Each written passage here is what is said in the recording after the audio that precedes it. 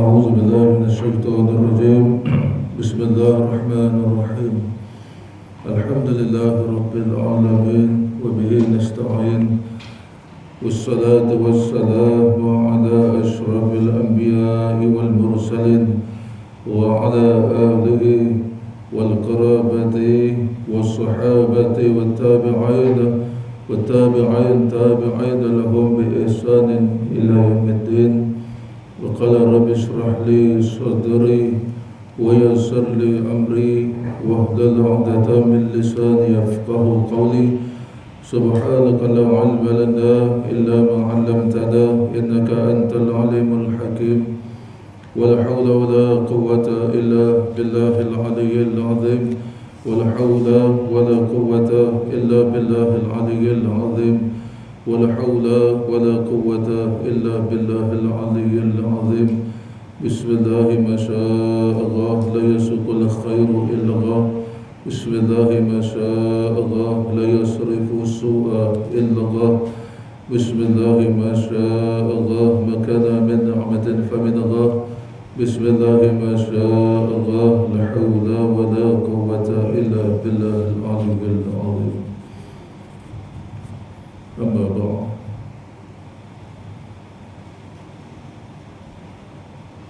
السلام عليكم ورحمة الله تعالى وبركاته.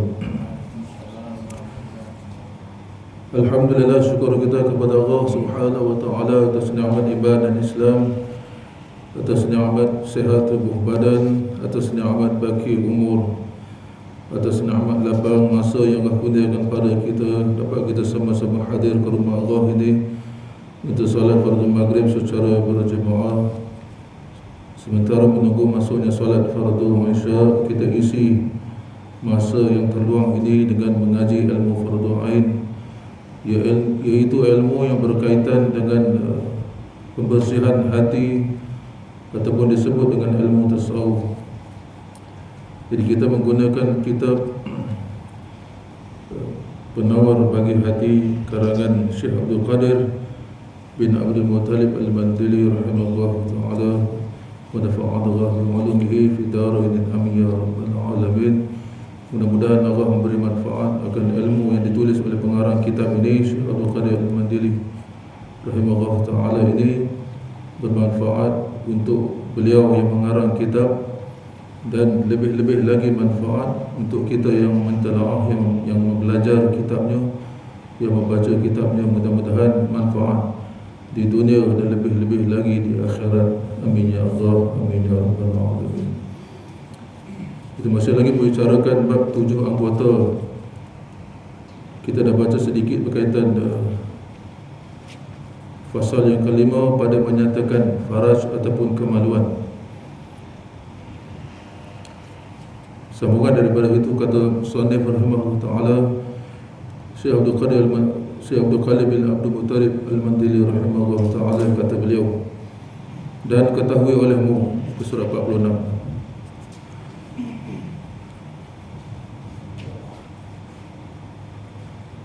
dan ketahui olehmu bahawasanya tiada sempurna memelihara faraj ataupun kemaluan itu, melainkan, jadi kata pengarang kitab ini Syekh Abdul Qadir bin Abdul Muttalib Al-Mandili rahimahullah ta'ala berkata, tidak akan sempurna ataupun tidak akan melengkapi dalam kita memelihara ataupun nak menjaga kemaluan kita daripada jatuh berbuat dalam dosa, jatuh dalam maksiat kepada Allah Subhanahu wa ta'ala, melainkan dengan beberapa cara. Yang pertama, melainkan dengan memelihara mata daripada melihat perempuan yang haram dilihat. Jadi tak sempurna kita memeliharakan kemaluan kita ni, melainkan cara yang pertama kita kena jaga mata kita daripada melihat perempuan yang haram dilihat, iaitu perempuan yang bukan mahram.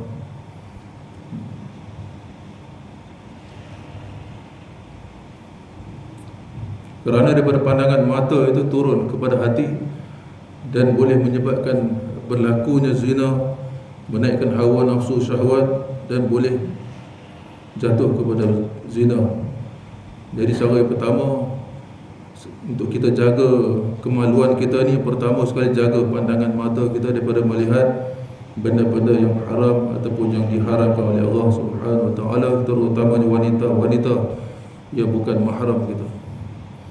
Jadi zaman sekarang ni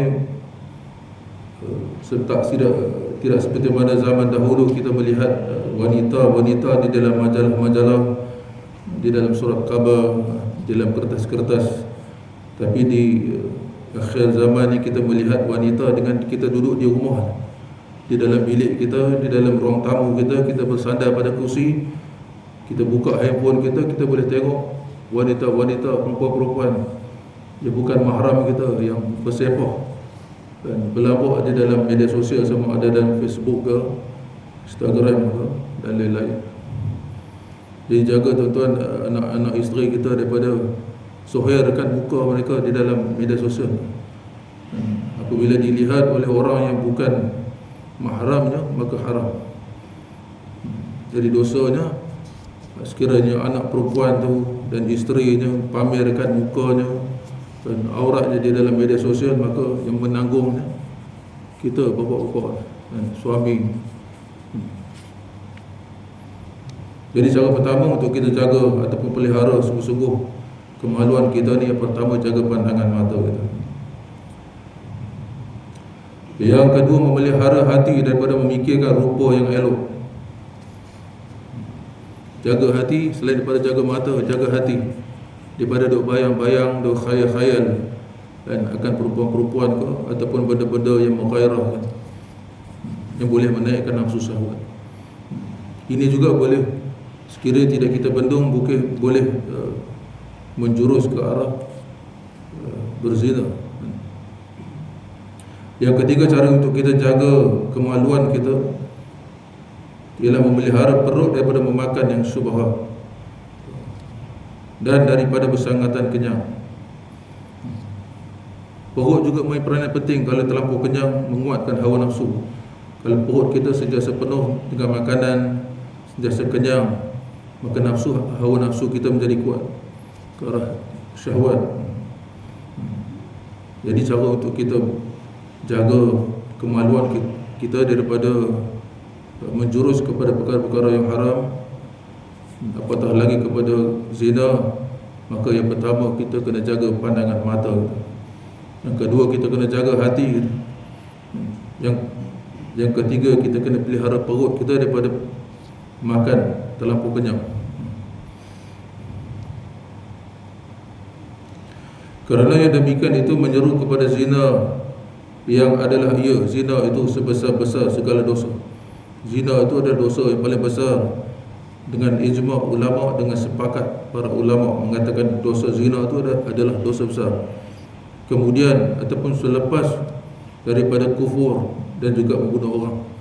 Jadi dosa berzina ini dosa besar, dosa yang ketiga selepas kufur yang pertama, kufur kepada Allah ataupun murtad.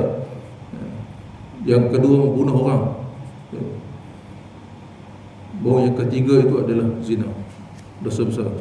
Jadi dosa besar yang pertama itu adalah kufur kepada Allah. Dan dosa kedua yang besar ialah membunuh orang-orang Islam terutama. Seperti mana Allah Subhanahu Wa Taala sebut dalam Al-Quran, membunuh seorang mukmin seperti mana membunuh sekalian manusia. Dosa dia, seorang peramal membunuh sekalian manusia. Jadi dosa ketiga, iaitu dosa zina, merupakan dosa besar di antara segala dosa-dosa besar, selepas daripada kufur dan juga selepas daripada membunuh orang. Seperti pada firman Allah Subhanahu Wa Taala, a'udzu billahi minasyaitonir rajim, walladzina yad'una ma'allahi ilahan akhar wa la yaqtuluna an-nafsa allati harrama Allahu illa bil haqq wa la yaznun wa ma yaf'al dhalika yalqa athama yudha'af lahu al-'adhabu yawm al-qiyamah wa yakhlud fihi muhana ila man taba wa amana. Surah Al-Furqan ayat 68 hingga 70. Walladzina yad'una ma'allahi ilahan akhar, dan orang-orang ataupun mereka-mereka yang yad'una, yang menyeru, yang menyembah ma'allah serta Allah, bersama dengan Allah, dia sembah Allah, tapi dalam masa yang sama ilahan akhar, dia juga menyembah yang lain daripada Allah, bersama-sama dengan Allah. Maksudnya mensyirikkan Allah. Wala yaqtulu, ini orang nak cerita dosa-dosa besar. Jadi yang pertama tu dosa besar, orang-orang yang menyeru ataupun menyembah selain daripada Allah, ataupun kufur, ataupun syirik, ataupun sekutukan Allah. Wala yaqtuluna an-nafsa wala yaqtuluna an-nafsa allati harrama Allahu illa bil haqq. Yang kedua dosa besar, wala yaqtulu, dan janganlah kamu membunuh an-nafsa allati, akan diri ataupun jiwa ataupun nyawa seseorang, allati harrama Allahu, yang diharamkan oleh Allah untuk kamu membunuhnya, illa bil haqq, melainkan dengan hak, dengan kebenaran. Sekiranya dia membuat kesalahan yang boleh sampai peringkat membunuh, maka itu baru boleh dibunuh. Sekiranya tidak ada kesalahan yang disabit ke atasnya, maka haram kita membunuh. Wala yaznun, dan yang ketiga yang dosa besar, wala yaznun, dan janganlah kamu berzina. Wa may yaf'al dzalika, dan barang siapa yang buat sedemikian itu, syirik kepada Allah dan sekutukan Allah, ataupun bunuh orang-orang Islam yang diharamkan oleh Allah untuk bunuh yang melainkan dengan hak, dan yang ketiga berzina. Siapa yang buat ketiga-tiga perkara ni, wa may yaf'al dzalik, siapa-siapa yang buat yang demikian itu, yalqa atham, maka akan berjumpa, pasti dia akan berjumpa atham, akan siksaan, azab Allah di akhirat. Yudha'af lahul azab, dan diganda-gandakan, bukan sekadar diseksa dan diazab, bahkan diganda-gandakan baginya azab, akan azab siksaan bagi dia tu diganda-gandakan. Yaumal qiyamah, pada hari kiamat, orang yang masuk neraka ni, azab dia bukan berkurang, setiap saat, setiap ketika makin bertambah, setiap saat, setiap ketika bertambah. Sakit yang pertama tak sama dengan sakit yang kedua, bertambah sakit lagi. Sakit yang ketiga bertambah sakit lagi. Sakit yang keempat, kelima, keenam dan seterusnya sampai hari kiamat. Sampai tidak ada hari lagi dah di hari kiamat, tak ada lagi hari dah.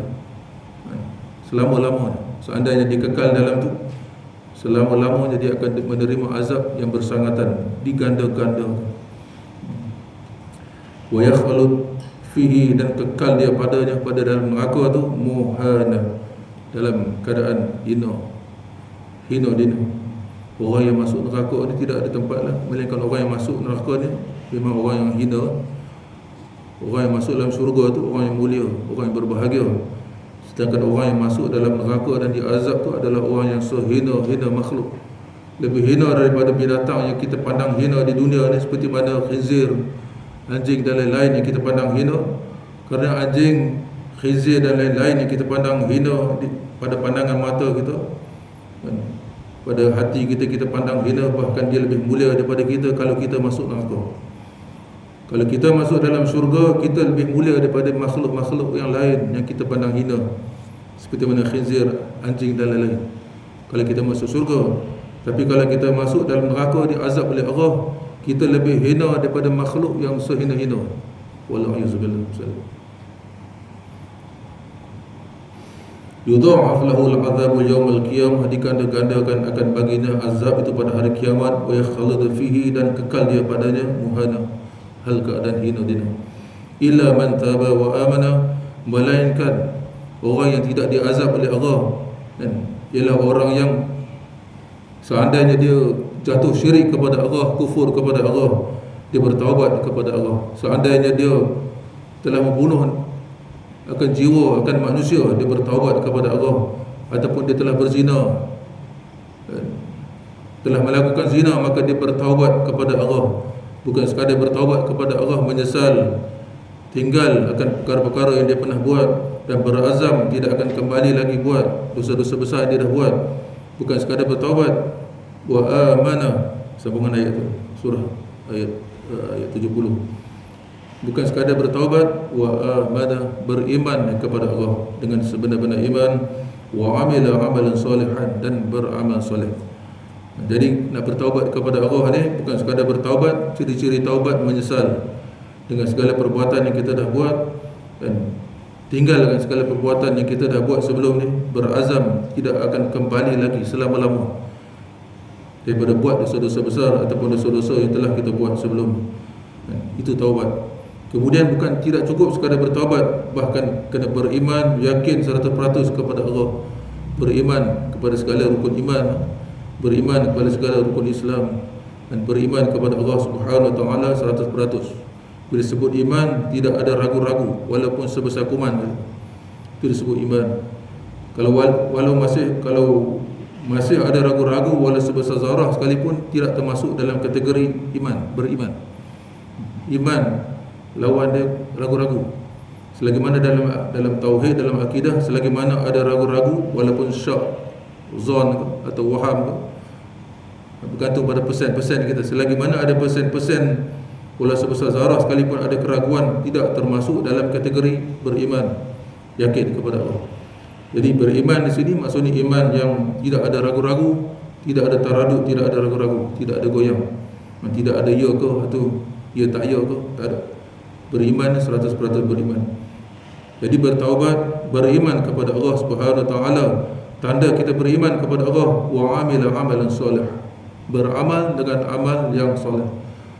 Amal yang soleh ni maksudnya amal yang soleh, bersih, aslah dan khalas, ikhlas, bersih, suci daripada sebarang penyakit-penyakit ataupun suci daripada sebarang kotoran-kotoran dan riya, ujub, sum'ah, takabur, penyakit-penyakit hati itu dikatakan amal yang soleh, amal yang bersih. Ikhlas semata-mata hanya kepada Allah Subhanahu Wa Taala. Jadi syarat untuk Allah terima amal ibadah kita ni, tak kira apa juga jenis ibadah yang kita buat, syarat dia dua. Sama ada kita solat ataupun kita puasa, kita buat haji ke, kita buat umrah ataupun lain-lain amal ibadah, kita berzikir ke, kita berselawat ke, syarat dia dua. Yang pertama ikhlas, hanya kepada Allah Subhanahu Wa Taala, tak ada riya, ujub, semua segala kotoran-kotoran yang mengotorkan amal ibadah itu, tak ada, ikhlas. Yang kedua mengikut sunnah Nabi sallallahu alaihi wasallam seperti mana yang ditunjukkan oleh baginda Nabi sallallahu alaihi wasallam. Dua syarat ni, maka itu syarat Allah terima amal ibadah. Jadi pertama bertaubat, yang kedua beriman, dan yang ketiga beramal dengan amal yang soleh. Faulaika yubaddilullahu, dan mereka ini yang bertaubat daripada segala dosa-dosa besar yang mereka dah buat ataupun maksiat-maksiat yang telah mereka buat, mereka bertaubat dengan sungguh-sungguh, dengan taubat nasuha, taubat yang sungguh-sungguh. Mereka bertaubat kepada Allah, mereka kembali beriman kepada Allah dengan sebenar-benar iman, mereka beramal soleh dengan amal yang soleh, yang sebenar-benar soleh kepada Allah Subhanahu Wa Taala. Maka mereka ini faulaika, maka mereka ini yubaddilullahu sayyi'atihim hasanat, maka Allah akan gantikan segala kejahatan-kejahatan yang mereka dah buat tu. Semua kejahatan yang mereka dah buat tu disebabkan taubat mereka, disebabkan beriman mereka, disebabkan amal soleh mereka. Maka Allah ganti segala kejahatan-kejahatan tu dengan hasanat, dengan kebaikan, pahala. Wa kana Allah, dan adalah Allah itu Ghafurur Rahim, dan adalah Allah Subhanahu Wa Taala itu Ghafuran, Maha Pengampun, Rahim, lagi Maha Penyayang. Artinya, dan mereka yang tiada mengibadatkan ataupun menyembah mereka itu serta Allah Subhanahu Wa Taala akan Tuhan yang lain daripada Allah yang mereka sembah, yang tiada membunuh mereka itu akan nyawa yang mengharapkan Allah Taala akan membunuhnya, melainkan dengan sebenar-benar ataupun dengan hak. Dan tiada berzina mereka itu, dan barang siapa yang mengerjakan yang demikian itu, nescaya berjumpa ia, pasti ia akan berjumpa, ia akan seksa, yakni atau akan terlaga dalam api neraka Jahanam ataupun tempat siksaan wadi-wadi. Digandakan baginya akan seksa pada hari kiamat, dan berkekalan ia padanya, dihinakan ia melainkan mereka yang taubat. Ingat tuan, orang yang buat dosa besar ni, seperti mana biasa kita dengar, orang yang buat dosa besar ni dia tidak akan kekal dalam neraka. Tetapi sebenarnya dosa-dosa besar ni bergantung kepada Allah. Sama ada Allah nak azab dia selama-lamanya, ataupun Allah nak azab dia ada kadar waktu tertentu, 1000 tahun ke, 20,000 tahun ke, 30,000 tahun ke, itu bergantung kepada Allah Subhanahu Wa Taala. Kemudian Allah keluarkan dia dengan syarat ada iman kepada Allah. Walaupun sebesar zarah sekalipun, Allah akan keluarkan dia. Tapi itu pun bergantung dengan rahmat Allah. Allah masukkan kita ke dalam syurga dengan rahmat, bukan amal ibadah kita. Allah masuk kita dengan kita ke dalam syurga dengan rahmat, kasih sayang Allah. Allah azab kita dalam neraka, Allah azab kita dalam kubur dengan sifat keadilan Allah.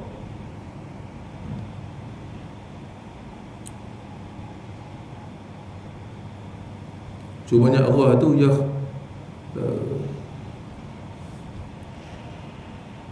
Allah tu tidak menyalahi janji. Allah tak menyalahi janji. Allah pasti akan masukkan ahli ibadat tu, harus bagi Allah, bukan wajib kan. Harus bagi Allah masukkan ahli ibadat, ahli taat ke dalam syurga. Harus bagi Allah masukkan ahli maksiat, ahli dosa ke dalam api neraka. Harus juga sebaliknya. Harus bagi Allah masukkan ahli ibadat, ahli taat ke dalam neraka. Harus bagi Allah masukkan ahli maksiat, ahli buat dosa ni ke dalam syurga. Allah ampun dosa. Itu harus bagi Allah.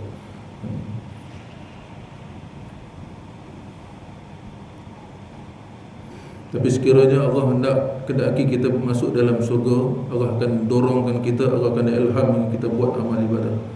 Maka ilham daripada Allah, ilham kebaikan tu adalah tanda-tanda Allah nak ampun dosa kita, Allah nak masukkan dalam syurga. Sekiranya Allah ilham kita, Allah gerak kita melainkan selain daripada tempat amal ibadah, buat maksiat dan sebagainya, itu Allah tanda-tanda Allah nak masukkan kita dalam azab dia, dalam murka dia, dalam api neraka. Wala a'udzubillah. Jadi kehidupan kita yang awal ni kurang penting, walaupun penting tapi kurang penting. Tapi kehidupan kita yang hujung-hujung amat penting. Seperti pada Nabi sallallahu alaihi wasallam sebut, di hujung-hujung hayat manusia tu amat penting bagi dia, menentukan sama ada dia mati dalam keadaan bahagia masuk surga, ataupun mati dia dalam keadaan murka Allah, masuk dalam neraka. Dan firman Allah Subhanahu wa taala lagi, wala taqrabuz zina innahu kana fahishatan wa sa'a sabila. Wala taqrabuz zina, dan janganlah kamu hampiri zina, segala perkara-perkara yang menjurus kepada perbuatan zina. Sama ada ni belum berzina lagi tuan. Segala perkara-perkara yang menjurus, yang boleh membawa kepada perbuatan zina. Seperti kita tengok gambar perempuan yang bukan mahram kita dalam keadaan syahwat, ataupun kita tengok video-video yang berkaitan dengan boleh menaikkan nafsu, syahwat dan sebagainya. Apa-apa juga mendedahkan aurat, apa-apa juga yang berkaitan yang boleh menjurus kepada zina ni haram kita dekati, kerana ia boleh menyebabkan kita jatuh kepada perbuatan dosa besar, iaitu zina. Innahu, sesungguhnya perbuatan zina ataupun perkara-perkara yang menjurus kepada zina tu termasuk zina. Kana fahishatan, adalah ia fahisyah, dan perbuatan maksiat yang amat keji. Wasa sabila, dan sejahat-jahat cara. Zina ni adalah sejahat-jahat cara, ataupun cara-cara, ataupun apa juga perbuatan yang menjurus kepada perbuatan zina haram ni, semuanya adalah sejahat-jahat cara untuk kita melepaskan ataupun melorongkan nafsu kita. Sejahat-jahat cara, sebaik-baik cara adalah kita mendorongkan ataupun melorongkan nafsu kita ni, melepaskan nafsu kita ni dengan cara yang Allah perintah, dengan cara yang halal, iaitu kahwin. Selain daripada kahwin tu, kita melepaskan nafsu kita, dorongkan nafsu kita tu, semuanya haram-haram belaka. Wasa sabila, dan sejahat-jahat cara. Surah Al-Isra ayat 32. Dan janganlah kamu menghampiri akan zina, kerana bahawasanya zina itu adalah ia maksiat yang sangat keji dan sejahat-jahat jalan ataupun cara. Jangan letak kaki bawah tu, nombor 6. yakni sesiapa yang melakukan perkara-perkara yang diharamkan oleh Allah Subhanahu wa taala itu, kemudian ia menyesal dan bertaubat yang disertakan dengan iman dan amal yang soleh, maka Allah Subhanahu wa taala akan mengampunkannya dengan menghapuskan dosa-dosanya itu dan mendorongnya mengerjakan amal-amal kebajikan. Surah Al-Furqan tadi kita baca ayat 68 hingga 70. Barang siapa yang Allah kendaki dia masuk syurga, Allah akan dorongkan dia, Allah akan ampunkan segala dosa-dosa dia, dan Allah akan dorongkan segala percakapannya, segala gerak hatinya, segala perbuatannya, semua mendorong kepada pahala-pahala. Itu tanda Allah ampunkan dosa. Sekiranya Allah nak masukkan dia dalam neraka, Allah sentiasa dorongkan dia kepada perkara-perkara jahat. Kalau dia nak buat kebaikan pun ada halangan-halangan. Nota kaki nombor 7. Allah Subhanahu wa taala melarang daripada menghampiri apa-apa jua jalan yang membawa kepada zina, apalagi perbuatan zina itu sendiri. Kerana yang demikian bukan sahaja satu perbuatan yang terang kejinya, tetapi juga menimbulkan berbagai kerosakan dalam masyarakat, di antaranya merosakkan nasab keturunan. Dengan kita berzina tu, bukan melalui jalan kahwin, kita berzina tu merosakkan nasab keturunan, jadi cacat berbau, tak tahu mana satu anak, yang mana satu bukan anak, jadi cacat berbau, jadi huru-hara, dan mengembangkan penyakit yang berbahaya, penyakit-penyakit bahaya kaitan dengan zina ataupun hubungan yang tidak sah, dan juga menimbulkan pergaduhan dan perbunuhan, kerana suami atau waris sudah tentu akan menyerang lelaki yang berzina dengan isterinya atau dengan perempuan yang menjadi darah dagingnya.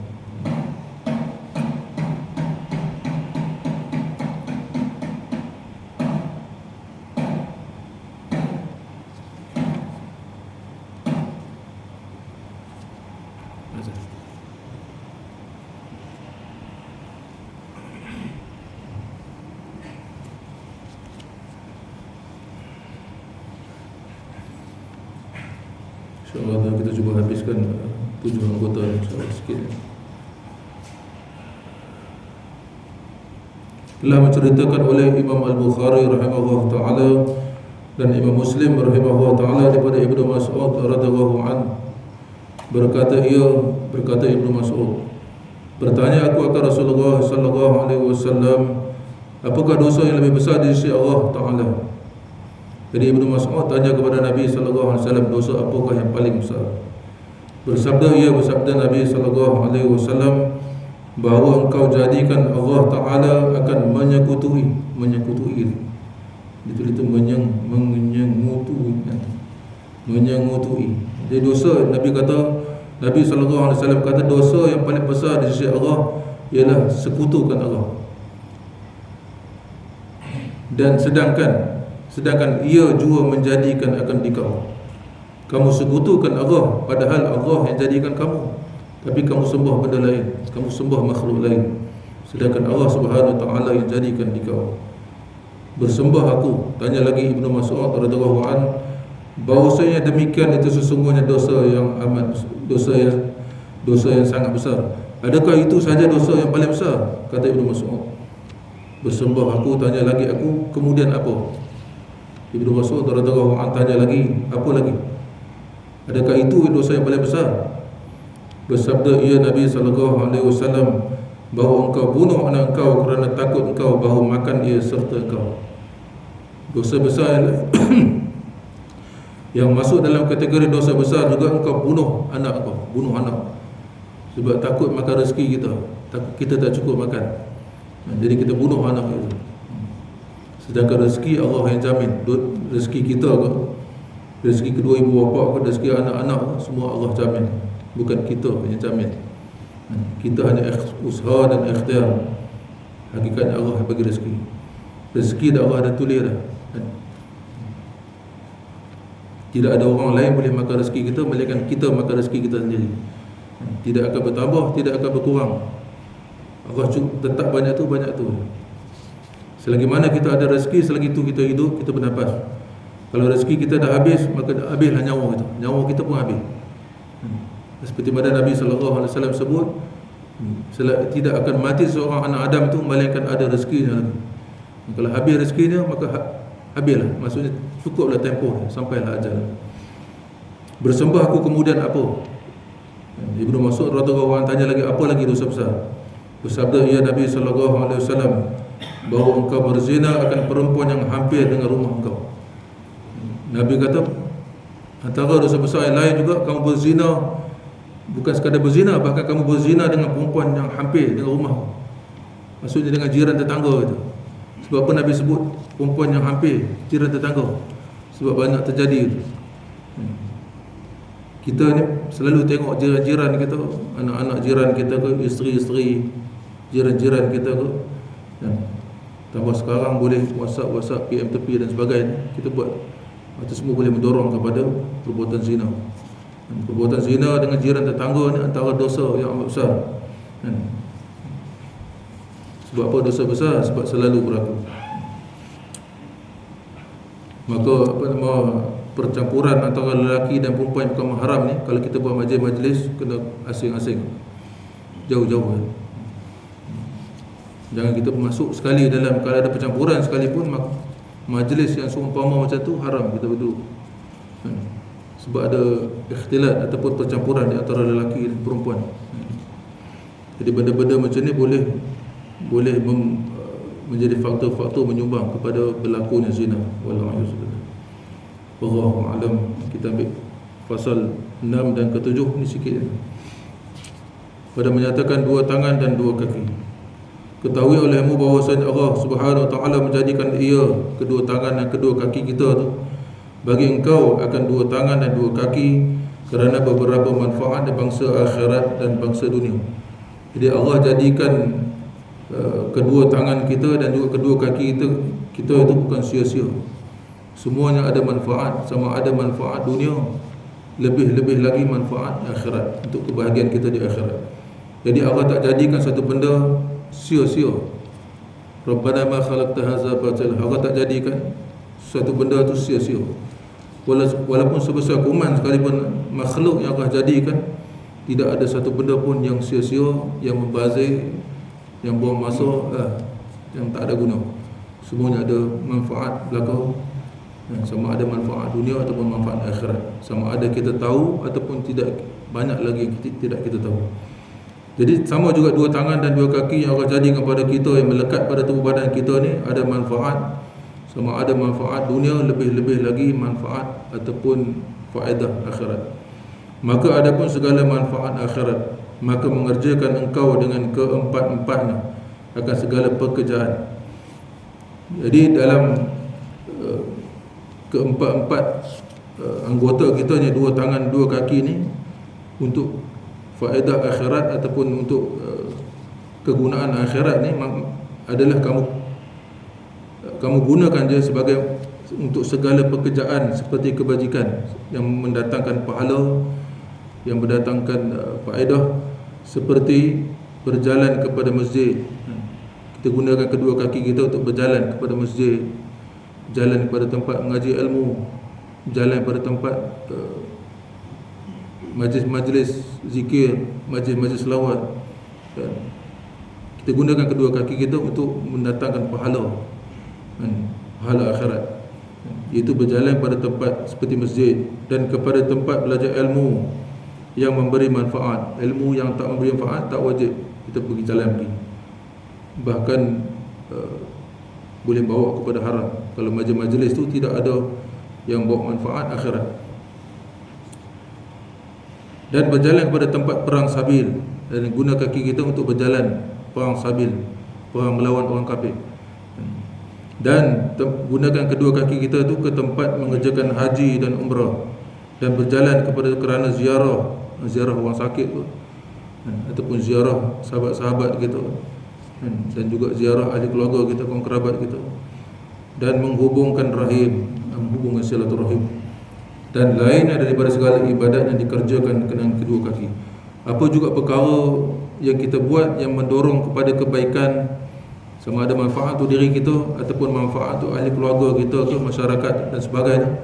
Semua perkara kebaikan yang kita gunakan kedua kaki kita untuk berjalan pergi, maka semuanya dikira pahala oleh Allah Subhanahu wa taala. Perjalanan kita, setiap langkah kita dikira sebagai pahala, dan setiap langkah kita digugurkan segala dosa dan dinaikkan darjat kita oleh Allah Subhanahu Wa Taala. Sekiranya kita gunakan kaki kita untuk berjalan kepada tempat-tempat kebaikan.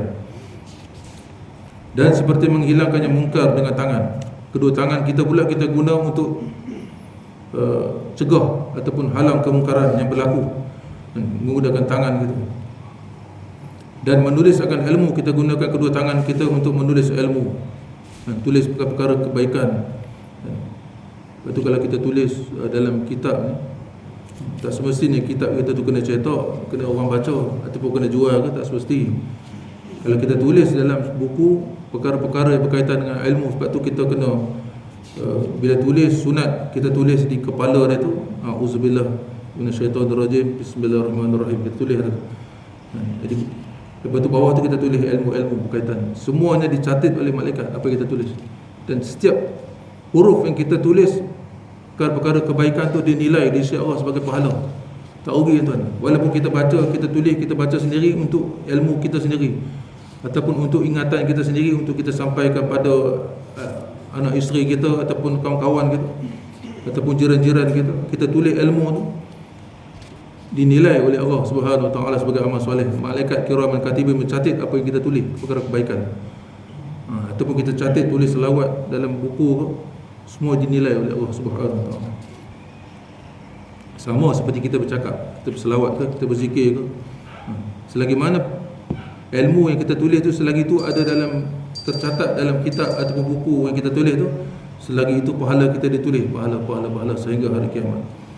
Jadi tak rugi kita tulis bab-bab ilmu.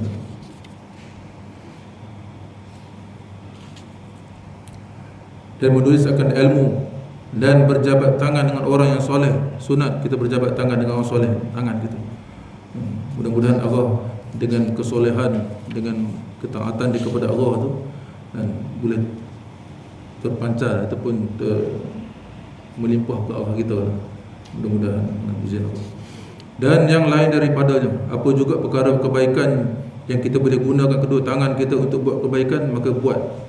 Setiap kebaikan yang kita buat dengan tangan kita, dengan kedua kaki kita, semua dinilai oleh Allah Subhanahu Wa Taala. Walau sebesar kuman sekalipun, walau kita pandang remeh sekalipun perkara kebaikan, semuanya tidak di sisi Allah. Allah menilai setiap kebaikan walaupun sebesar zarah pada kita, walaupun kita anggap remeh kecil sekalipun, di sisi Allah amat besar. Wa may ya'mal mithqala dzarratin khairan yarah. Apa juga kebaikan yang kita buat walau sebesar zarah, sebesar kuman sekalipun, kan, Allah akan perlihatkan kepada kita, Allah akan bagi kepada kita ganjaran-ganjaran. Allah tak akan sia-siakan. Wa may ya'mal mithqala dzarratin syarran yarah. Dan kejahatan begitu juga, sama juga kejahatan yang kita buat walaupun sebesar zarah sekalipun, Allah akan nilai dengan, Allah akan azab ataupun Allah akan balas dengan setimpal mengikut dosa yang kita dah buat. Dan ada pun segala manfaat dunia, maka iaitu berusaha dengan kedua tangan dan kedua kaki itu pada mencari harta benda.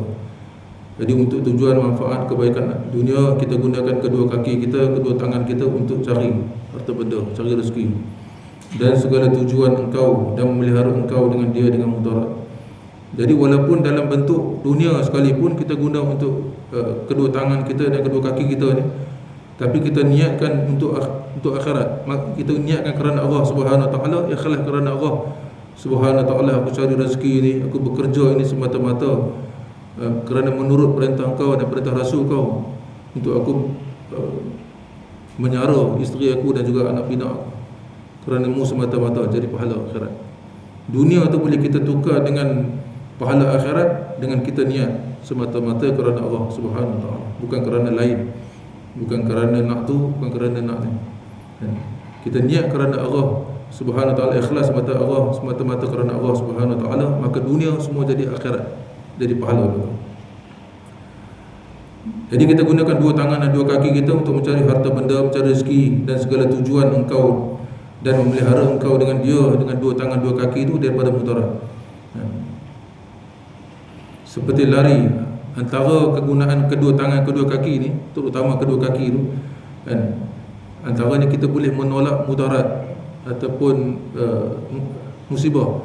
Antaranya kita gunakan kaki seperti lari dengan kaki daripada binatang buas-buas. Bila ada binatang buas ataupun ada orang nak buat jahat, kita boleh guna kedua kaki untuk kita untuk lari, selamatkan diri. Dan seperti menolak dengan tangan akan kejahatan, orang yang menerkam ia akan dikau. Gunakan tangan kita untuk tolak siapa-siapa yang nak buat jahat pada kita. Dan bermula cara untuk mensyukuri nikmat kaki. Cara untuk kita bersyukur atas nikmat kaki yang Allah bagi kepada kita ni. Cara tanda kita bersyukur kepada atas nikmat kaki dan nikmat tangan ini, seperti mana Nabi sebut dalam hadis, solat sunat duha adalah kita dah laksanakan ataupun 2 rakaat solat duha tu, sudah cukup untuk kita bersyukur ke atas nikmat 360 sendi yang Allah bagi kepada kita. Dalam badan kita ni ada 360 sendi. Jadi setiap sendi itu wajib, Nabi kata, bersyukur, ataupun kita wajib kita bersyukur tiap-tiap hari dengan bersedekah mengikut jumlah bilangan sendi. Wajib tiap-tiap hari kita sedekah. Tiap-tiap pagi kita kena bersedekah. Sebelum terbenam matahari wajib kita sedekah 360 sendi mengikut jumlah 360 sendi. Tapi Nabi kata cukup sekadar kamu solat sunat 2 rakaat solat sunat duha, maka cukup kamu dah mensyukuri akan nikmat 360 sendi.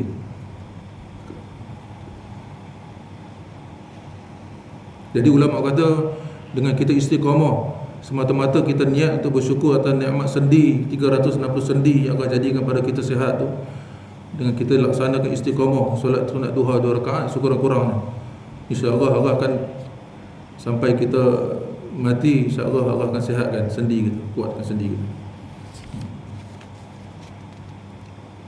Jadi cara untuk kita bersyukur atas nikmat kaki, kedua kaki dan kedua tangan ini, yang pertama bahawa engkau pakai akan keduanya, kedua tangan dan kedua kaki itu, kamu gunakan dia, kedua tangan, kedua kaki itu pada segala taat, untuk taat kepada Allah semata-mata, untuk taat perintah Allah dan taat perintah Rasul. Dan yang kedua, cara untuk kita bersyukur atas nikmat kaki, nikmat tangan ni, engkau pelihara keduanya, kedua tangan, kedua kaki itu daripada tiap-tiap maksiat. Jaga sungguh-sungguh kedua tangan kita, kedua kaki kita daripada terlibat buat benda-benda maksiat ataupun berjalan daripada tempat maksiat. Jaga sungguh-sungguh. Yang ketiga, cara untuk kita bersyukur atas nikmat tangan dan kaki, maka jangan engkau menyakiti dengan dua tangan engkau akan yang diharapkan pada syarat menyakiti. Maka kaki, sama ada kaki ataupun tangan sekalipun, jangan kita gunakan kepada arah benda-benda yang diharamkan oleh syarak. Yang keempat, dan jangan engkau khianat dengan kedua akan orang yang dipercaya engkau akan dia. Jangan kita gunakan kaki kita untuk terajang orang, untuk sepak orang, ataupun berjalan pada tempat-tempat maksiat, ataupun kita guna tangan untuk menampar, memukul orang yang tak sepatutnya kita pukul, terutama anak isteri kita. Kita suami, mentang-mentang kita suami, kita ketua keluarga, kita pedai, kita sepak, haram kita sepak muka isteri, pukul anak. Cara nak pukul ada cara yang Nabi ajar. Bukan pukul, bukan sekadar, bukan untuk memberi sakit ataupun mudarat, mematahkan, melebam, mudarat kan. Pukul sekadar mendidik.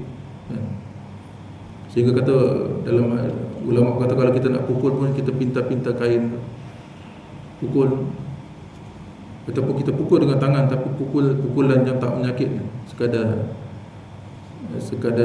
bagi peringatan. Bukan pukul sampai sepak terajang, sampai cedera parah. Haram, menyalahi syarak. Jadi dikata di sini kita khianat amanah yang Allah bagi kedua tangan dan kedua kaki itu. Kita gunakan pada benda yang maksiat. Dan jangan engkau pegang, yang kelima, dan jangan engkau pegang ataupun sentuh dengan tangan kau akan haram, benda yang haram. Jangan kita gunakan tangan kita untuk sentuh benda-benda yang haram, ataupun kita sentuh wanita yang bukan mahram gitu, ataupun yang bukan isteri gitu, kita sentuh. Ataupun kita pegang harta yang bukan milik kita, kita ambil harta yang bukan milik kita. Yang keenam, jangan kau tulis dengan keduanya dengan tangan tu, akan yang dilarang daripada memberi mudarat akan orang Islam. Jangan kita gunakan tangan kita untuk tulis fitnah orang tu, mengumpat orang tu, ataupun aibkan orang, Zaman sekarang ni kita tak guna tulisan, kita guna type tangan, type dalam WhatsApp kan. Sekali dalam satu grup 300-400 orang boleh tengok fitnah kita, 300-400 orang boleh tengok mengumpat kita dan aibkan orang. Jangan kita gunakan tangan kita untuk type pada benda. Kalau kita tak ada benda yang manfaat untuk kita kongsi ataupun untuk kita cakap dalam WhatsApp ke dalam FB, lebih baik diam daripada bercakap. Sebab kita banyak bercakap, banyak dosa, kata Nabi. Dan bila banyak dosa, dan bila banyak cakap ni banyak salah, dan bila banyak salah banyak dosa. Bila banyak dosa, api neraka tu lebih aula untuk dia. Jadi diam tu lebih baik.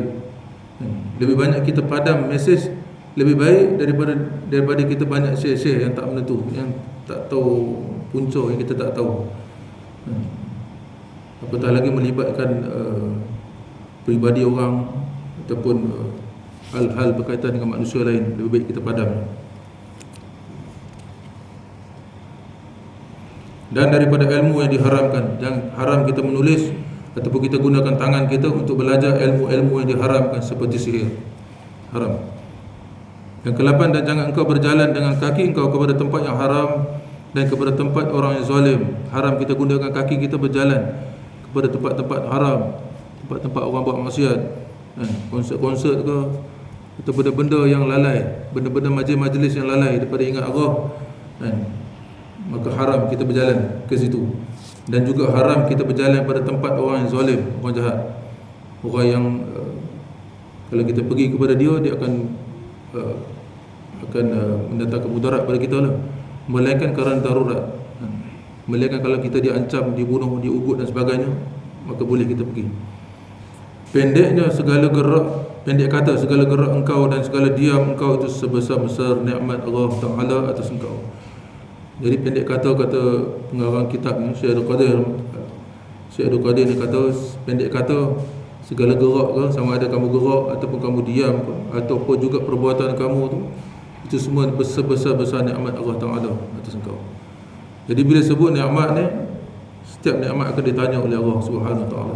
Segala panca indera yang Allah jadikan pada kita, yang Allah sebut dalam Al-Quran, setiap panca indera ni, daripada hujung rambut sampai hujung kaki, semua akan menjadi saksi pada kita di esok di akhirat. Selain daripada malaikat kiraman katibin yang catat segala amal salah kita, pahala ke, sama ada dosa ke, dicatat oleh kiraman katibin. Bahkan segala panca indera kita juga menjadi saksi ataupun pendakwa raya di akhirat. Sama ada kalau kita soleh, dia akan menjadi saksi bahawa kita buat amal soleh, buat taat. Kalau kita buat amal yang maksiat, buat dosa, dia menjadi pendakwa raya di hadapan Allah Subhanahu Wa Ta'ala, sampailah kita masuk dalam api neraka, diazab oleh Allah.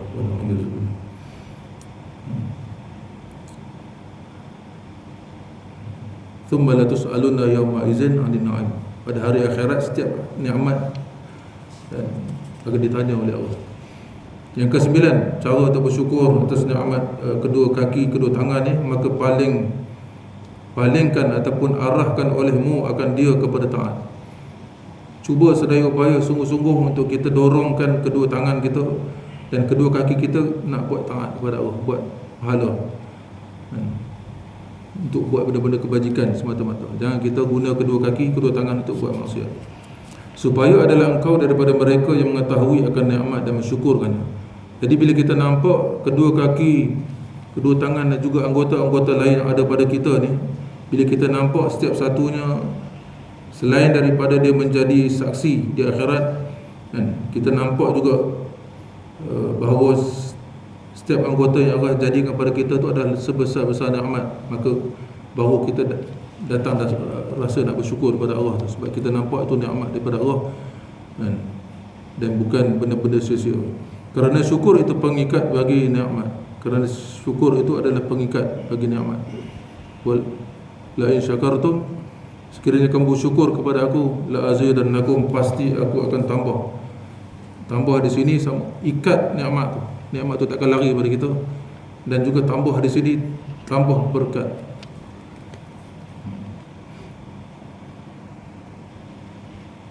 Walaupun Harta kita sedikit, walaupun gaji kita sedikit, tapi kita rasa cukup. Walaupun gaji orang lain banyak sekalipun tak cukup, tapi kita sikit, lebih sikit daripada orang lain, tapi kita cukup. Itu berkat. Lebih berkat lagi, tanda berkat, kita boleh buat ibadat pada Allah, kita boleh taat pada Allah. Dengan rezeki yang kita cari, dengan nikmat yang ada pada kita ni, kita gunakan. Nak tahu tanda berkat tak berkat, kita ringan anggota kita, perbuatan kita nak buat ibadat. Itu tanda berkat. Kalau berat kita nak buat ibadat, nak buat taat ni, ada tanda masalah pada rezeki kita. Dan sebab bagi bertambahnya syukur itu pengikat nikmat dan juga bertambah, menambahkan berkat. Dan jangan engkau palingkan segala gerak dan diam engkau itu, jangan kamu lorongkan, jangan kamu arahkan segala perbuatan gerak ataupun diam engkau itu kepada maksiat, supaya jangan ada engkau daripada mereka yang kafir ataupun kufur akan nikmat. Jangan kita gunakan segala anggota kita ni, tak kira sama ada dalam bentuk gerak apa juga pergerakan yang kita buat ataupun diam kita pun sama. Jangan kita dorong ke arah maksiat dan buat dosa kepada Allah. Dan kalau kita buat, kita termasuk di kalangan orang yang kufur nikmat. Inna azabi la syadid, orang yang kufur nikmat ni, azab Allah amat pedih. Maka sebab bagi ditinggalkan dan maka sebab bagi ditanggalkan ataupun dicabut ataupun ditarik nikmat itu daripada kita, dan sebab bagi seksa yang bersangatan pada hari mensaksikan atas mereka itu oleh segala lidah mereka itu dan segala tangan mereka itu dan segala kaki mereka itu dengan barang yang ada mereka itu mengerjakan akan dia di dalam dunia daripada segala kejahatan. Jadi antara sebab di dunia ni, ini yang dikatakan tak berkat. Antara sebab Allah cabut nikmat daripada kita, Allah cabut keberkatan dalam hidup kita, sama ada dalam diri kita ke, keluarga kita ke, amal ibadah kita ke, rezeki yang kita cari tu, Allah cabut segala keberkatan tu, tandanya tu. Sebab kita buat dosa kepada Allah. Sebab anggota-anggota kita menjadi saksi di akhirat. Apa yang jadi kata apa, segala dosa yang kita buat tu, mereka menjadi saksi di dunia dan lebih-lebih lagi di akhirat. Dan kalau kita buat dosa, Allah akan cabut segala nikmat dan segala keberkatan nikmat. Kalau ada umur sekalipun, panjang sekalipun, tak berkat umur, dipenuh dengan benda-benda maksiat, tak ada amal ibadat, jadi umur tu tak berkat. Dan ketahui olehmu bahawasanya memelihara segala anggota yang 7 ni, kita dah baca sebelum ni, 7 anggota yang ada pada kita, mata kita, dan 2 telinga, lidah, perut kita, kemaluan kita, 2 tangan dan 2 kaki ni, ketahui olehmu bahawasanya wajib sungguh-sungguh kau jaga sungguh-sungguh segala anggota yang 7 ini daripada segala kejahatan dan memakaikannya ataupun gunakannya pada segala kebajikan. Setiap anggota panca indera yang Allah jadikan pada kita ni wajib kita gunakan untuk perkara-perkara kebaikan semata-mata, dan pelihara sungguh-sungguh daripada buat benda-benda maksiat, benda-benda dosa. Tiada sempurna keduanya melainkan dengan membersihkan. Maksudnya tak sempurna segala anggota yang kita nak jaga ni, kita nak bersihkan ni tak sempurna, belum sempurna lagi, melainkan dengan membersihkan akan, bukan racun ni, di buku tu racun, rajanya, dan kita jauh itu raja, membersihkan akan rajanya di sini hati. Raja bagi segala anggota itu adalah hati kita. Jadi hati, sebenarnya kita nak belajar ilmu tasawuf ni, kita nak bersihkan hati itu utamanya. Tapi dalam kitab asas ilmu tasawuf ni, dia datangkan 7 anggota dulu, supaya kita berjaga-jaga dengan 7 anggota tu. Sebab dengan 7 anggota tu, kalau kita tak jaga daripada awal, dia boleh masuk mengotorkan hati tu. Antara jalan untuk dosa maksiat ataupun kotoran-kotoran batin untuk masuk ke mengotorkan hati itu melalui 7 anggota. Maka sebab tu dia datangkan 7 anggota ni dulu, cerita dulu, perincikan 7 anggota ni. Sebab sebenarnya tajuk utama yang kita nak cerita di sini hati, cara nak bersihkan hati. Dan wajib dalam ilmu tasawuf tu, fardu ain bagi kita belajar cara-cara penyakit hati tu, wajib kita tahu, dan wajib kita tahu cara untuk bersihkan hati tu. dan wajib kita bersihkan hati. Itu wajib fardu ain dalam ilmu tasawuf. Jadi sebelum dia datangkan hati itu, cerita tentang hati ataupun sifat mahmudah tu, dia datangkan 7 anggota dulu. Sebab 7 anggota ni adalah jalan ataupun pintu masuk untuk mengotorkan hati. Jadi tak dapat tidak, tak sempurna juga bersihkan jiwa kita ataupun hati itu, melainkan kita bersihkan rajanya dulu, itu hati ataupun qalbu ataupun qulub. Bersihkan hati itu daripada perangai yang dicela, yang dikeji, seperti riya dan takabur dan dengki dan kikir ataupun bakhil, kedekut dan lain-lain, dikendaki dengan rajanya itu, iaitu hati ataupun qalbu. Wallahu a'lam. InsyaAllah lepas ni kita masuk bicara tentang kitab yang kedua pada menyatakan qalbu, artinya jantung. Jadi qalbu di sini bukan hati. Dalam badan kita ni hati pun ada, jantung pun ada. Jadi hati di sini, qalbu di sini dalam bahasa Arab, hati ni dalam bahasa Inggeris sebut heart kan. Hati di sini, qalbu ni adalah jantung, bukan hati. Hati duduk di sini, jantung di sini belah kiri. Qalbu tu ialah jantung, bukan hati. Yang kita salah faham, bukan hati. Yang qalbu tu pula yang dikendaki di sini, walaupun anggota Nabi kata dalam tubuh anak Adam tu ada satu sekatul daging, sekiranya elok daging itu maka eloklah segala anggota kan. Kalau rosak anggota ini ataupun daging ini, maka rosaklah seluruh anggota. Nabi kata fahiya qalbu, iaitu hati. Hati di sini jantung. Zuhair pun jantung tu penting tuan. Dan kalau ada masalah pada jantung kita, berlubang jantung ke ataupun tersumbat jantung ke, maka datang penyakit mudarat. Sebab dia di segi anggota yang zuhair, dia merupakan anggota utama. Kalau ada masalah pada jantung kita, maka anggota-anggota lain pun turut ikut ada masalah. Begitu juga yang kita nak cerita dalam ilmu tasawuf, yang kita nak bersihkan ni bukannya zuhair tu, kita nak bersihkan yang batin, rohani disebut. Hati di dalam hati. Maksudnya hati yang ada, hati yang batin, bukan hati yang zahir. Kita belajar ilmu tasawuf, nak bersihkan tu, kita nak bersihkan hati yang batin, bukan hati yang ataupun jantung yang zahir. Allah.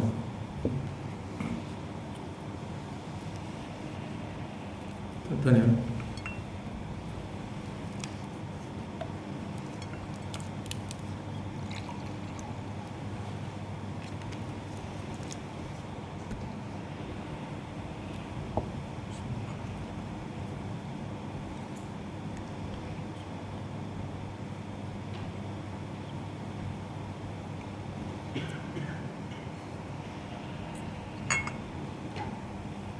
Selagi mana jantung kita ataupun selagi mana hati kita ada penyakit hati, selagi itu ibadat kita Allah Ta'ala. Itu penting untuk kita belajar ilmu tasawuf. Ilmu fiqh, ilmu yang cerita tentang zahir ibadat. Ilmu tauhid, ilmu tunjang, akar tauhid. Sekiranya ilmu ibadat kita sempurna sekalipun, tauhid kita sesat ataupun menyeleweng daripada etika Ahlussunnah wal Jamaah, maka ditolak oleh Allah, mati dalam keadaan kafir wal'iyad. Subhanallah. Begitu juga walaupun tauhid kita mantap sekalipun, berbetulan dengan etika Ahlussunnah wal Jamaah sekalipun, ibadah kita dari segi ilmu fiqhnya cantik sekalipun, tetapi kita tak salut tauhid kita dan juga amal ibadah kita dengan yang batin, itu ilmu tasawuf, maka ditolak juga oleh Allah. Sebab selagi mana ada kekotoran pada amal, pada ibadah kita, selagi itu sebab kotoran batin ni disebut syirik juga. Syirik khafi, syirik yang tersembunyi. Orang tak sedar tu syirik, padahal syirik juga. Sebab tu Nabi kata, syirik yang paling aku takuti pada umatku ialah syirik khafi, syirik yang tersembunyi. Syirik yang besar, syirik mensekutukan Allah yang besar-besar tu, insya-Allah kita takkan buat dah. Pasti kita takkan buat lagi. Tapi syirik khafi tu, bila-bila masa kita boleh jatuh dalam syirik khafi tu. Seperti mana Allah sebut dalam surah Al-Kahfi, di hujung surah Al-Kahfi tu, Faman kana yarju liqa'a rabbih, barang siapa yang nak berjumpa dengan Tuhan. Orang yang nak berjumpa dengan Allah dalam dengan Allah Subhanahu wa taala di akhirat ni, pasti orang tu ahli syurga. Orang yang selain daripada ahli syurga ni tidak akan boleh melihat wajah Allah, tidak akan boleh melihat zat Allah. Kita boleh melihat zat Allah ni dengan ketujuh sifat makni, sifat Allah, sifat makni, sifat yang berdiri pada zat Allah tu kan. Qudrah, iradat, ilmu, hayat, sama, bahasa, kalam tu kita boleh melihat di akhirat, ketujuh sifat makni Allah. Jadi orang yang boleh melihat zat Allah ni adalah orang ahli syurga semata-mata. Ahli neraka langsung tak boleh tengok. Lagi satu, melihat zat Allah adalah sebesar-besar nikmat di akhirat. Tidak ada nikmat yang paling besar di akhirat melainkan melihat zat Allah. Ahli syurga pun dia bila masuk dalam syurga, bila dia dah makan, dia dah minum kan, makanan dalam tu dia dah bersama dengan bidadari dan sebagainya, dalam tu istana, batu permata dan sebagainya. Dia rasa ini nikmat yang paling besar sekali. Sebab nikmat tu dia tak pernah terlintas dalam hati dia, tak pernah dia tengok, tak pernah dia terbayang nikmat tu. Dia rasa ini cukup besar nikmat dah. Kemudian malaikat kata, ada lagi nikmat yang paling besar daripada ni. Dia kata ini pun dah cukup besar, ada lagi ke? Dan malaikat kata melihat zat Allah tu adalah sebesar-besar nikmat. Bila Allah zahirkan zat dia, bila Allah zahirkan di akhirat kepada ahli syurga ni, bukan zat dia tu, ahli syurga bila dia tengok zat Allah tu, dia dah lupa yang dia dah pernah makan, dia dah pernah minum, yang dia pernah tidur dengan bidadari dan sebagainya, isteri dalam syurga, dia lupa, terpegun. Jadi faman kana yarju liqa'a rabbih, barang siapa yang betul-betul harap untuk berjumpa dengan Allah, masuk dalam syurga, melihat zat Allah, falyamal amalan solehan, maka wajiblah kamu beramal dengan amal yang soleh, iaitu amal yang bersih soleh, maksudnya bersih daripada segala penyakit hati, kotoran-kotoran hati ataupun syirik khafi, riya, ujub, sum'ah, takabur dan lain-lain. Segala penyakit hati itu bersih. Jadi syarat pertama kita nak melihat zat Allah ataupun nak masuk syurga, amal kita mesti soleh. Falyamal amalan soleh, dan wala yusrik bi ibadatihi, dan selain daripada beriman dan beramal soleh, jangan kamu mensyirikkan akan ibadat kamu. Kamu buat ibadat, pastikan kamu tidak campur aduk dengan syirik. Syirik itu syirik khafi. Syirik khafi itulah penyakit hati itu. Jangan kamu campur aduk. Wala talbisul haqqa bil batil wa taqtumul haqqa wa antum ta'lamun. Jangan kamu talbisu, mencampur adukkan amal ibadah kamu, perkara baik dan perkara jahat, kan? Sedangkan kamu tahu benda ni tak betul, kan? Salah. Jadi kamu nak berjumpa dengan Allah, nak melihat, nak masuk dalam syurga, pastikan kamu beramal amal soleh yang tak ada syirik dalam amal ibadah. Wa ma umiru illa liya'budullaha mukhlishina lahuddin. Aku tak perintah kamu buat ibadat, melainkan kalau kamu nak buat ibadat, pastikan ibadat kamu tu tak ada ikhlas semata-mata kerana Allah, tak ada syirik. Bersih semata-mata kerana Allah, bukan kerana lain. Bukan kerana kekuatan kita buat amal, bukan kerana ilmu kita, alim kita, bukan kerana kita sihat tubuh badan, bukan kerana kita rajin kita, bukan kerana rumah kita dekat dengan surau, bukan kerana rumah kita jauh, dan macam-macam kerana ni. Tak ada kerana, melainkan kerana Allah semata-mata. Jadi nampak setiap gerakan kita, percakapan kita, pergerakan kita buat amal ibadah ni semua atas rahmat Allah. Kalau tanpa rahmat Allah, belah ihsan Allah, satu rakaat pun kita tak boleh buat, satu ayat Quran pun kita tak boleh baca, nak langkah kaki ke masjid, ke surau ni pun tak boleh, melainkan semua atas rahmat Allah. Jadi nampakkan dia sebagai rahmat Allah. Jadi kalau kita nak berjumpa dengan Allah, nak melihat zat Allah yang maha sempurna ni, nak masuk dalam syurga, pastikan amal kita amal yang soleh, dan jangan mencampur adukkan dalam amal ibadah kita syirik. Ada akan sekali-kali jangan kamu syirikkan dalam amal ibadah kamu. Jadi insya-Allah pasti kita akan masuk dalam syurga. Nabi kata semua daripada umatku akan masuk syurga, melainkan mereka yang tak mau. Maksudnya semua daripada umat Nabi Muhammad yang akan masuk dalam syurga, tak ada satu yang terkecuali, mereka orang yang tak mau. Orang yang mau ni orang yang taat pada Allah dan taat kepada Rasul, ikut apa yang Nabi perintah, maka itu taat pada, maka itu orang yang mau masuk syurga. Kalau orang yang tak mau ni orang yang berpaling daripada perintah Allah, berpaling daripada perintah Rasul, itu orang tak mau. Jadi usaha dan ikhtiar kita lah untuk tentukan sama ada kita akan bagi kita pilihan, sama ada kita nak masuk dalam orang yang mau masuk syurga ke ataupun orang yang tak mau masuk syurga. Allah. A'udzubillahi minasyaitonir rajim. Bismillahirrahmanirrahim. Alhamdulillahirabbil alamin. Wassalatu wassalamu ala asyrafil anbiya'i wal mursalin wa ala alihi wa sahbihi ajma'in. Allahumma shalli ala sayyidina Muhammad wa ala alihi sayyidina Muhammad. اللهم احفظنا بالإسلام قائما واحفظنا بالإسلام قائدا واحفظنا بالإسلام راكدا ولا تسمي به عدوا ولا حاسدا. اللهم ارزقنا فهم النبي وحفظ المرسلين والحم الملائكة المقربين وعافيته برحمتك يا أرحم الراحمين. اللهم فقهنا في الدين وعلمنا تأويل الله. اللهم فقهنا في الدين وعلمنا تأويل الرحمن. اللهم فقهنا في الدين وعلمنا تأويل الرحيم برحمتك يا أرحم الراحمين. اللهم ارزقنا متابعة النبي صلى الله عليه وسلم أولا والآخرا ظاهرا باطلا قولا وفعلا عملا صالحا برحمتك يا أرحم الراحمين. وصلى الله على سيدنا محمد وعلى آله وصحبه وسلم والحمد لله رب العالمين. قبل الله منا ومنكم تقبل الكريم. السلام عليكم ورحمة الله تعالى وبركاته. سبحان الله وبحمده سبحانك اللهم وبحمدك أشهد أن لا إله إلا أنت أستغفرك وأتوب إليك. والعصر إن الإنسان لفي خسر إلا الذين آمنوا وعملوا الصالحات وتواصوا بالحق وتواصوا بالصبر.